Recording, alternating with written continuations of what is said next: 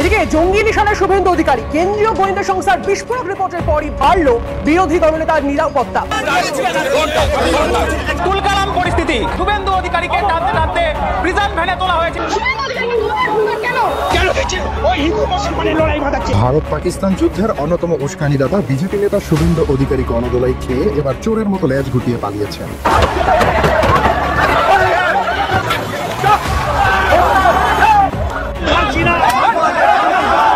শুভেন্দু অধিকারীকে টানতে টানতে প্রিজন ভ্যানে তোলা হয়েছে। আমরা সরাসরি সেই ছবি একবার দেখে নেব। এই মুহূর্তে বিজেপি কর্মীরা সামনে মিছিল করছেন এবং প্রিজন ভ্যানে করে শুভেন্দু অধিকারী, শ্রমিক ভট্টাচার্যকে আটক করে নিয়ে যাচ্ছে পুলিশ। এই শয়তান শুভেন্দু অধিকারী দিনের পর দিন দেশের জনগণকে ধোঁকা দিয়েছে, গালিগালাজ করেছে, মিথ্যার বন্যা বইয়ে দিয়েছে। অথচ আজ সেই অপমানের এক শেষ পরিণতি দেখতে পেলাম। অবশেষে গ্রেফতার হয়েছে। হ্যাঁ ভিউয়ার্স, এই বিশ্বাসঘাতক পুলিশের হাতে ধরা পড়েছে। লালমনিরহাট বিমানবন্দর চালু নিয়ে ভারতের গোম হারাম। সম্মানিত দর্শক, আসসালামু আলাইকুম। নতুন একটা ভিডিওতে আপনাকে স্বাগতম। আমাদের আজকের ভিডিওতে অত্যন্ত গুরুত্বপূর্ণ তথ্য শেয়ার করা হয়েছে। দয়া করে ভিডিওটি শুরু থেকে শেষ পর্যন্ত ধৈর্য সহকারে দেখে একটি লাইক দিয়ে সবাইকে বেশি বেশি করে শেয়ার করে দিবেন। সেই সাথে আমাদের ভিডিওটি আপনি বাংলাদেশের কোন জেলায় বসে দেখছেন বা শুনছেন সেটি অবশ্যই কমেন্ট বক্সে কমেন্ট করে জানিয়ে দিতে ভুলবেন না। চলুন আর কথা না বাড়িয়ে ধারাবাহিকভাবে আজকের গুরুত্বপূর্ণ সংবাদগুলো দেখে নেই। শুভেন্দু অধিকারীকে টানতে টানতে প্রিজন ভ্যানে তোলা হয়েছে। আমরা সরাসরি সেই ছবি একবার দেখে নেব। এই মুহূর্তে বিজেপি কর্মীরা সামনে মিছিল করছেন এবং প্রিজন ভ্যানে করে শুভেন্দু অধিকারী, শ্রমিক ভট্টাচার্যকে আটক করে নিয়ে যাচ্ছে পুলিশ। এই শয়তান শুভেন্দু অধিকারী দিনের পর দিন দেশের জনগণকে ধোঁকা দিয়েছে, গালিগালাজ করেছে, মিথ্যার বন্যা বইয়ে দিয়েছে। অথচ আজ সেই অপমানের এক শেষ পরিণতি দেখতে পেলাম। অবশেষে গ্রেফতার হয়েছে। হ্যাঁ ভিউয়ার্স, এই বিশ্বাসঘাতক পুলিশের হাতে ধরা পড়েছে। আর যখন পুলিশ ওকে গ্রেফতার করে টানছে তখন মনে হয়েছে যেন বাতাসটা একটু বিশুদ্ধ হয়েছে। যে বিষ ও ছড়াচ্ছিল তার একটা বড় উৎস বন্ধ হলো, যেন একটা পচা লাশ সরিয়ে ফেলা হয়েছে জনজীবন থেকে। শুভেন্দু অধিকারী কারাগারে থাকবে, এটা তার ভবিষ্যৎ। কারাগারে থাকবে। পেটে টান পড়েছে, যখন মানুষের পেটে টান পড়ে তখন ধর্ম নয়, পেট আগে বাঁচাতে হয়। ওকে যদি পাগলাগারোতে পাঠানো হয় তাতে কোনো সমস্যা নেই, কারণ ওর কথাবার্তা, কাজকর্ম সবই একজন বিকারগ্রস্ত মানুষের মতো। কখনো ধর্ম নিয়ে, কখনো দেশের সম্পর্ক নিয়ে, কখনো নেতাদের নিয়ে যে ভাষায় কথা বলে তা একজন সুস্থ মানুষের হতে পারে না। এই শাহজাহানরা একটাও মুসলিম চাচি ভাবি বোনের সঙ্গে করেন, সব হিন্দু মেয়েদের সঙ্গে করেছে, এসসি এসটি মেয়েদের সঙ্গে করেছে। হিন্দু মেয়েরা কি ভোগের পাত্র? এই জুতো ওর এবং ওর বাবা, ও দুজনকেই মারবো। বাঙালির শত্রুদেরকে এমন মার মারবো, এমন মার মারবো, বাঙালি জাতি এমন মার মারবে। একসময় এই বদমাইশ মমতা ব্যানার্জির পাশে দাঁড়িয়ে মা মাটি স্লোগান দিয়ে মানুষের বিশ্বাস, ভালোবাসা কুড়িয়েছিল। অথচ ক্ষমতার লোভে পড়ে সেই শুভেন্দু অধিকারী নিজের দল, নিজের নেত্রী, এমনকি নিজের বিবেক পর্যন্ত বিক্রি করে দিয়েছে। ক্ষমতার জন্য ওর মতলব ছিল শুধু একটাই, কিভাবে গদি দখল করা যায়। মমতা ব্যানার্জিকে আমি গণতান্ত্রিকভাবে পশ্চিমবঙ্গ থেকে প্রাক্তন মুখ্যমন্ত্রী করব, শুনে রাখুন আপনি। এই শয়তান দিনের পর দিন বাংলাদেশকে নিয়ে কোৎসা রটিয়েছে। বলেছে ওখানে হিন্দুরা নিরাপদ না, মমতা নাকি বাংলাদেশপন্থী। হিন্দু শূন্য করতে চায়, তাই এই হিন্দু বিরোধী সরকার, এদের বিরুদ্ধে আমাদের লড়াই চলছে। এবং আপনারা শুনলে অবাক হবেন, মমতা ব্যানার্জি এবং তার পুলিশ কমপ্লিটলি হিন্দু বিরোধী। এইসব আজে বাজে কথা বলে ও ভেবেছিল মানুষ ওকে মাথায় তুলে নেবে, কিন্তু সেটা হলো না। মানুষ সব পৌঁছে। এখনকার মানুষ চোখ কান খোলা রেখে চলে।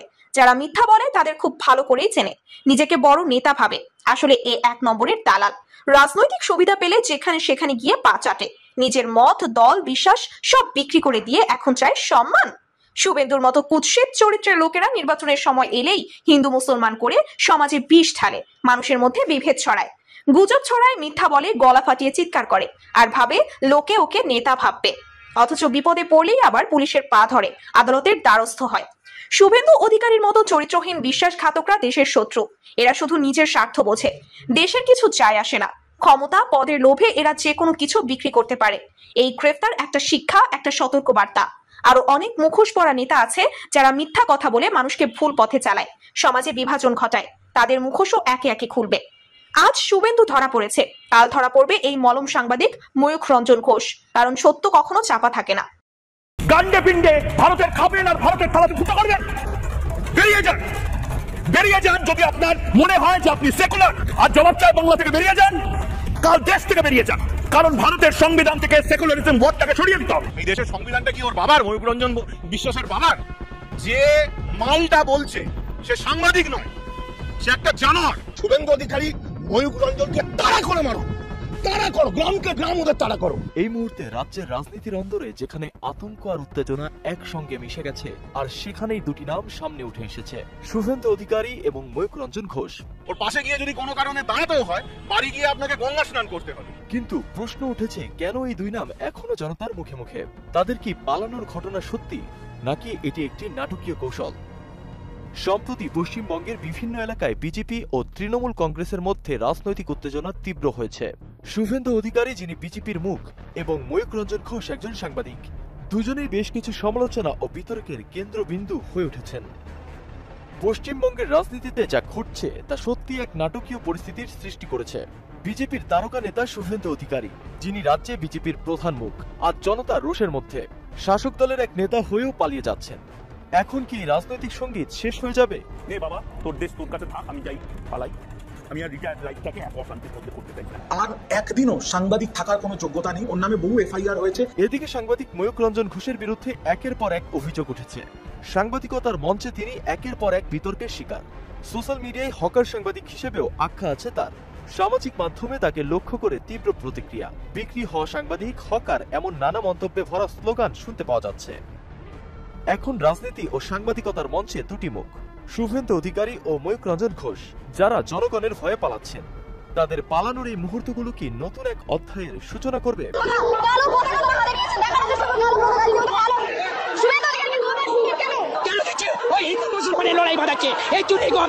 চামড়া শিল্প বাংলাদেশের একটি প্রধান শিল্প, কিন্তু বিগত বছরগুলোতে হাসিনা সরকার প্রতিবেশী রাষ্ট্র ভারতের পরিকল্পনায় বৃহৎ এই শিল্পকে ধ্বংস করে গেছে। তবে চামড়ার ন্যায্য মূল্য নিশ্চিত করার ব্যাপারে জোর দিয়েছে অন্তর্বর্তী সরকার। এবছর কুরবানির পশুর চামড়া আর পানির দামে কেনার সুযোগ থাকছে না। এ লক্ষ্যে কাঁচা চামড়া সংরক্ষণে সারা দেশের মসজিদ মাদ্রাসাগুলোতে বিনামূল্যে 30,000 টন লবণ প্রদান, অসাধু ট্যানারি ব্যবসায়ীদের সিন্ডিকেট ভেঙে দেওয়া এবং কাঁচা চামড়া সরাসরি রপ্তানির সুযোগ করে দেওয়া হবে। ফলে কুরবানির চামড়ার কদর বাড়বে। এবার চামড়ার দাম গত বছরের তুলনায় কতটা বাড়ালো সরকার, চামড়া শিল্প রক্ষায় কি পদক্ষেপ নিল ডক্টর ইউনূসের অন্তর্বর্তী সরকার, তা জানাবো আমাদের সহকর্মী নজরুল ইসলামের ভিডিও চিত্রে। চলুন শুরু করা যাক। বাণিজ্য মন্ত্রণালয়ের বৈঠক শেষে কুরবানির পশুর চামড়ার দাম নির্ধারণ করা হয়। ওই বৈঠকে সভাপতিত্ব করেন বাণিজ্য উপদেষ্টা শেখ বশিরউদ্দিন। সংবাদ সম্মেলনে শেখ বশিরউদ্দিন বলেন, এবছর গরুর লবণযুক্ত প্রতি পিস চামড়ার সর্বনিম্ন দাম 1150 টাকা নির্ধারণ করে দেওয়া হয়। এই দাম ঢাকায় হবে 1350 টাকা। তবে বড় গরুর চামড়ার দাম চাহিদা ও যোগান অনুযায়ী ব্যবসায়ীরা নির্ধারণ করতে পারবে। সবাইকে তড়িঘড়ি করে চামড়া বিক্রি না করে চামড়া সংরক্ষণের আহ্বান জানিয়ে বাণিজ্য উপদেষ্টা বলেন, কুরবানির ঈদে সুষ্ঠু চামড়া ব্যবস্থাপনা ও পশু পরিবহনের সার্বিক নিরাপত্তার লক্ষ্যে বাংলাদেশ পুলিশের হেল্পলাইন 999 থেকে নিরবচ্ছিন্ন সেবা প্রদান করা হবে। পাশাপাশি এ বিষয়ে বাণিজ্য মন্ত্রণালয়ের বিশেষ কন্ট্রোল সেলের ব্যবস্থা করা হচ্ছে। এছাড়া চীনে বিপুল পরিমাণ কাঁচা চামড়ার চাহিদা রয়েছে। এই দিকটি বিবেচনায় নিয়ে চীনে কাঁচা চামড়া রপ্তানির অনুমোদন দেওয়া হতে পারে। ব্যবসায়ীরা কাঁচা চামড়ার দাম নিশ্চিত করতে ব্যর্থ হলে চীনে যাবে কুরবানির চামড়া। ইতিমধ্যে চীনের পক্ষ থেকে কাঁচা চামড়া আমদানির ব্যাপারে আগ্রহ দেখানো হয়েছে। কুরবানির পশুর চামড়া নিয়ে অসাধু ব্যবসায়ীদের তৎপরতা বন্ধে কঠোর অবস্থানে রয়েছে বর্তমান সরকার।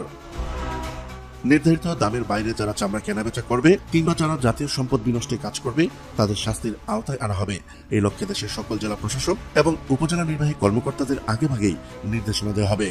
সম্প্রতি সচিবালয়ে এই সংক্রান্ত এক বৈঠক শেষে বাণিজ্য উপদেষ্টা শেখ বশিরউদ্দিন বলেন, প্রধান উপদেষ্টা ডক্টর মোহাম্মদ ইউনূস কুরবানির পশুর চামড়ার উপযুক্ত মূল্য নিশ্চিতের নির্দেশনা দিয়েছেন।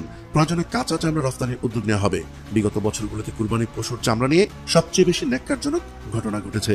ক্ষমতাচ্যুত আওয়ামী লীগ সরকারের সময় ভারতকে সুবিধা দিতে অনেকটা পানির দামে ব্যবসায়ীরা কুরবানির কাঁচা চামড়া কিনে নিতেন। একই সঙ্গে সরকারি কর্মকর্তারাও সে সময় কাঁচা চামড়ার বিষয়ে উদাসীন ছিলেন। ফলে কুরবানির পশুর চামড়া বেচতে না পেরে অনেকে রাগে ক্ষোভে রাস্তায় বা ডাস্টবিনে ফেলে দিতেন জাতীয় এই সম্পদ। রপ্তানিতে একসময় চামড়াই ছিল দেশের প্রধানতম খাত। পরবর্তী 80-র দশকে দেশের গার্মেন্ট শিল্প রপ্তানিতে শীর্ষে উঠে আসে। তবে এখনো সরকারি নীতিগত সহায়তা বাড়ানো এবং ব্যবসায়ীদের মধ্যে পেশাদারিত্ব গড়ে উঠলে চামড়া শিল্প খাতে হারানো গৌরব ফিরিয়ে আনা সম্ভব হবে বলে মনে করছেন বিশেষজ্ঞরা। চাইছিলাম হাসবো না, কিন্তু হাসি চলে আসছে। একদম ছোটবেলা থেকে ছাত্রলীগ, শেখ হাসিনার মধ্যে মায়ের চেহারা দেখতেন, আবার শেখ হাসিনার প্রচলিত গালাগালিও করতেন। বুঝতে পারছেন, একসময় ওনার নামের সাথে বিকাশ একটা ট্যাগ ছিল। পরবর্তী সময় রাজনীতির বিবর্তনে সেই বিকাশ ট্যাগটা সরে গিয়া তারেকের উপর পড়ছে আবার এখন। হ্যাঁ, তো বুঝতে পারছেন, আমরা ভিপি নুরুল হক নূর সম্মান দিয়ে বলতে চাই, ভিপি নুরুল হক নূর ভাই এমন এক জায়গায় পাঙ্গা নিছে, যে স্ট্যাটাস দিছে, আমি হাসতেছি যে পরবর্তী সময় গোলাম মাওলা রনিরে যেমন গোলাম ময়লা রনি বানাই ফেলছিল সাংবাদিক ইলিয়াস, তারপরে হচ্ছে মানে যারে ধরে তার তো গোষ্ঠী সহ উদ্ধার করে, এটা মোটামুটি অনলাইনে সবাই জানা আছে। তো ভিপি নুরুল হক নূর সাংবাদিক ইলিয়াস সহ পিনাকি সহ কনক সারোয়ারদেরকে নিয়ে যেই একটা স্ট্যাটাস দিছে, নূরের যে সাহস আছে, তবে মাঝে মাঝে হয় কি যে বেশি সাহস দেখে বিপদে পড়া লাগে। তবে তারা মনে করতেছে কিসের বিপদ, শেখ হাসিনার বিরুদ্ধে লড়াই করছে আর অনলাইন ভিউ কি ডলার কামিনা বাটপাররা এগুলার ব্যাপারে কথা বললে সমস্যা কি, বোঝেন নাই ব্যাস লাগছে কোথায়। মাত্র আমি যখন নিউজটি করছি 5 ঘন্টা আগে ভিপি নুরুল হক নূর একটা পোস্ট করছেন, এখন তো হাসিনা বা লীগ ক্ষমতায় না, তো তোমাদের এত দেশপ্রেম, তোমরা দেশে আসো না কেন বিপ্লবী ভিউ ব্যবসায়ী বাটপাররা। কথাগুলো কারে বলছে বুঝতেই পারছেন।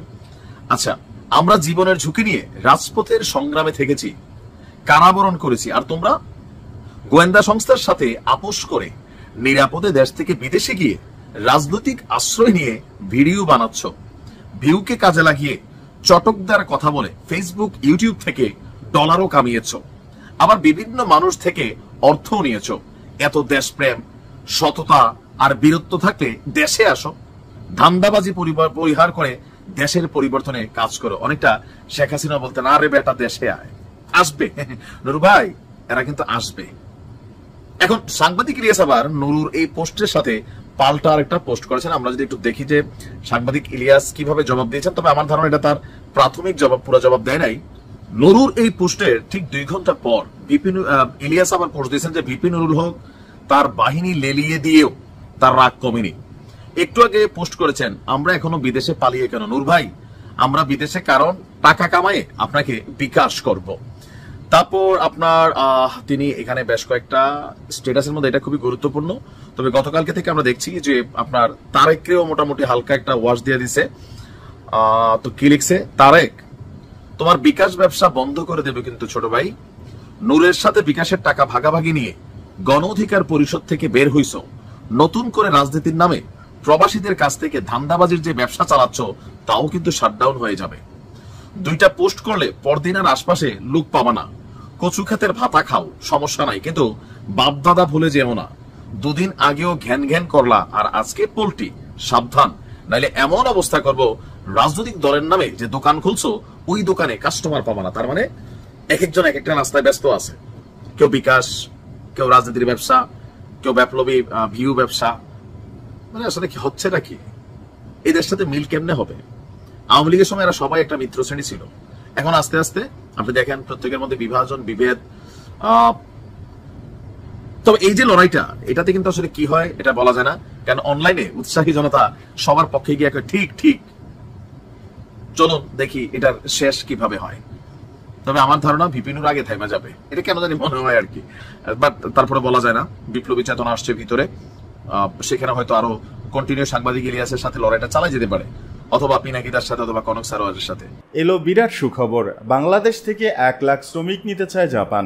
আগামী 5 বছরের মধ্যে জাপান বাংলাদেশ থেকে 1 লাখ শ্রমিক নিয়োগের পরিকল্পনা করেছে। এছাড়া জাপানি কোম্পানিগুলোর কয়েক হাজার দক্ষ কর্মী নিয়োগের পরিকল্পনাও রয়েছে। এই তথ্য জানিয়েছেন প্রধান উপদেষ্টা অধ্যাপক ডক্টর মোহাম্মদ ইউনূস। তিনি বলেন, আমরা এমন একটি অবাধ, সুষ্ঠু, গ্রহণযোগ্য ও অংশগ্রহণমূলক সাধারণ নির্বাচনের প্রস্তুতি নিচ্ছি যা ন্যায় বিচার, সমতা, স্বাধীনতা এবং মানুষের মর্যাদা নিশ্চিত করবে। তিনি আরো বলেন, বর্তমান অস্থির বৈশ্বিক প্রেক্ষাপটে জনগণের ক্ষমতায়ন এবং তৃণমূল পর্যায়ের নেতৃত্ব আগের যে কোনো সময়ের চেয়ে অনেক বেশি গুরুত্ব পেয়েছে। তিনি রোহিঙ্গা সংকটে বাংলাদেশের মানবিক ভূমিকা এবং জাতিসংঘ শান্তি রক্ষায় সক্রিয় অংশগ্রহণের কথাও তুলে ধরেন। জাপান বর্তমানে শ্রমিক সংকটের মুখোমুখি। এই সংকট মোকাবেলায় তারা বিদেশি শ্রমিক নিয়োগে আগ্রহী। জাপান সরকার গত বছর বাংলাদেশ থেকে 900 জনের বেশি শ্রমিক নিয়োগ করেছে। এছাড়া জাপান সরকারের নতুন নীতিমালা অনুযায়ী 14টি খাতে দক্ষ কর্মীদের জন্য ভিসা সুযোগ সৃষ্টি হয়েছে, যাদের মধ্যে নার্সিং, নির্মাণ, কৃষি, রেস্টুরেন্ট, ইলেকট্রিক্স, অটোমোবাইল, মৎস্য, এভিয়েশন, জাহাজ নির্মাণ, সেবা, খাদ্য ও পানীয়,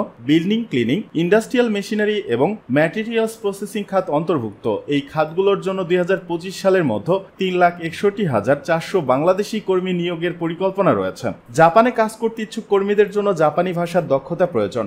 নতুন ভিসা নীতিমালার আওতায় কর্মীদের জাপানি ভাষা পরীক্ষায় উত্তীর্ণ হতে হবে। তবে কিছু ক্ষেত্রে, যেমন নার্সিং খাতে, ভাষা শিক্ষা কেন্দ্রের মাধ্যমে প্রশিক্ষণ গ্রহণের সুযোগ রয়েছে।